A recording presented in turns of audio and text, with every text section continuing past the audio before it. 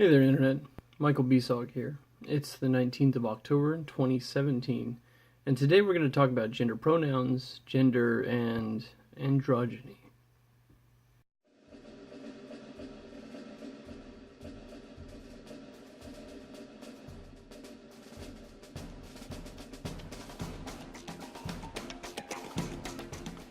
I currently live in California, and whether I like it or not, that means that I have a front row seat to the world's largest experiment in stupidity. California's latest entry in this is that California just became the first state to officially recognize a third gender, paving the way for non-gender binary to be included on most official state documents. You see, we have SB 179, signed by Governor Jerry Brown, and I swear I thought the dead Kennedys warned us about this guy. But he signed this bill on the 15th of October. Essentially, it states that the DMV has to change their driver's licenses so that instead of saying sex, they say gender by 1 January 2019. And you get to choose male or female or other X, or a non-binary. And what's hilarious about this is that the law itself begins with a bit of background. You see, if you open it up, you go to paragraph 3.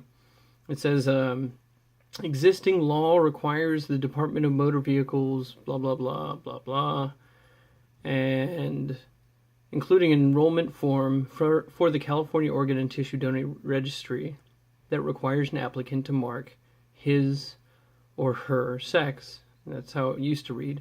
And it says that this bill on January 1, 2019 would require an applicant for an original driver's license or renewal, so on and so forth, to instead require an applicant to mark his or her gender. His or her gender. Even the SJWs have trouble keeping their ridiculous rules straight, and that's troublesome. Given that California is going the way of Europe or Canada by enacting laws against using the wrong made-up pronoun when describing someone. So far, the law, SB 219, would only apply to seniors in care facilities, but as anyone with any knowledge of California politics knows, that's just the beginning. So why should you care about a law which punishes you for using the wrong made-up word? Well, aside from the fact that it's definitely unconstitutional, it relies on this false premise. Besides, if you're going to make words illegal, you should definitely start with "bay" or the incorrectly pronounced words like "supposedly." But seriously, the premise is incorrect. The premise that using an incorrect pronoun can cause harm. That's the premise, that using an incorrect pronoun can cause harm. And it's presupposed by the bill, and it's faulty. Except for a call to action, words cannot hurt you. And I've already dealt with this in depth. Watch the video on how being offended means nothing, or SJW's call for war, to see more about that. So what's the big deal here? Well, let's start with the gender problem itself, right? In order for you to conscientiously talk about a gender other than male or female, one must believe that there are more than two genders in existence. There are way more than two genders.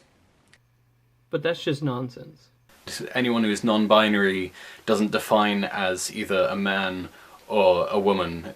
Gender is based on sex. Yes, there are some aspects of our concept of gender which are socially constructed, but for the most part, gender is the group of traits characterized by a person's sex. Try all you want, but you can never escape the fact that men and women are just different. But a few very vocal people would have you believe that gender exists on a spectrum which, of course, is divided by male on one side and female on the other. Ironic, I know. And since that argument falls apart rather quickly, and because these people were raised by cartoons rather than parents, they started making up genders with special attributes, much like Pokemon. Here's a list.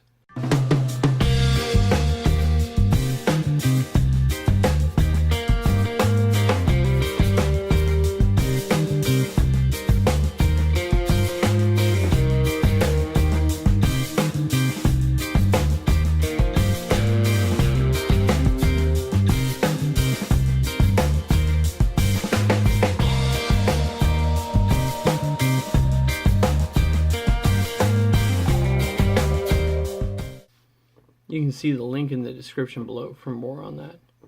So beyond the fact that these are all made up by children in adult bodies trying to extend their love of cartoons into their adult lives, there's an even more absurd premise that these people don't seem to be aware of, and that is that pronouns don't belong to you. A pronoun is a word that you use in place of a name. I mean, it's pronoun, and it's for the name. When I'm speaking to someone about you, and you're not there, I can use your name, or I can use a pronoun instead of your name. We use pronouns because they're one syllable, and they make conversations flow smoothly. That's also why there are so few. He and she as singular subjects, and him and her as singular objects, and then there's they and them as subject and object for plural. What's more, they're defined by the descriptive nature that they hold. He and him describe males, she and her describe females, in such a way that you need not know the person about whom you're speaking. You need only have this common mental description of that person with the person you're speaking to. And it's this common description of one single characteristic which is easily identifiable. It's male or female. So it has nothing to do with the person about whom you're speaking. It has to do completely with the person you're speaking to. The thought in your head about that person and your ability to transfer that thought into this other person's head relies on the ease of and conciseness of your communication. And so when somebody walks away and you say, he is going over there, the other person that you're speaking to understands you're talking about that person that just walked away. You would use a name otherwise to talk about someone who that person you're talking to has no idea just walked away. I mean, it's so ridiculous to try to change this concept or add complication to it. But that's exactly what they're doing. You know this. You know that this logically efficient system is something that you use on a daily basis. But these society-hating SJWs would add a level of complication to it, to everyday speech, that is unheard of and unnecessary. Instead of making it easier to communicate, they want to make it so difficult that no one bothers. And if no one is communicating, no one can hurt their feelings. They might camouflage their complaint as, protection from feeling marginalized, but really they just want to be protected from logic and reasoning, exposing their absurdity and immaturity. There's a bigger problem here as well. In this desire to make up new genders, you'll find a common abhorrence toward masculinity. The whole movement is one towards androgyny. It's not the first time this has happened either.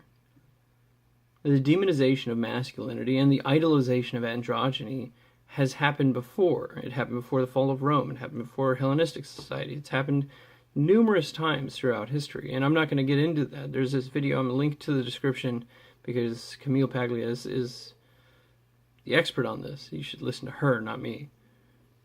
But she talks about this in depth. And that move to androgyny always precedes the destruction of society by a masculine culture. So keep that in mind. Watch her video. It's really great. So what's the solution? It's actually really simple. Don't use stupid words. Just don't. Just refuse altogether to use any kind of ridiculous word. And when someone else uses stupid words, just let them know that what they're saying doesn't make any damn sense. If someone says, Z wants to go to that party tomorrow night, just say, I don't know anyone named Z. And when they explain that their friend, Star Rainbow, is gender non-binary or gender fluid or I can't even say that right, abconsu gender, and that they use the pronoun Z, tell them you don't speak baby talk. That's all it takes.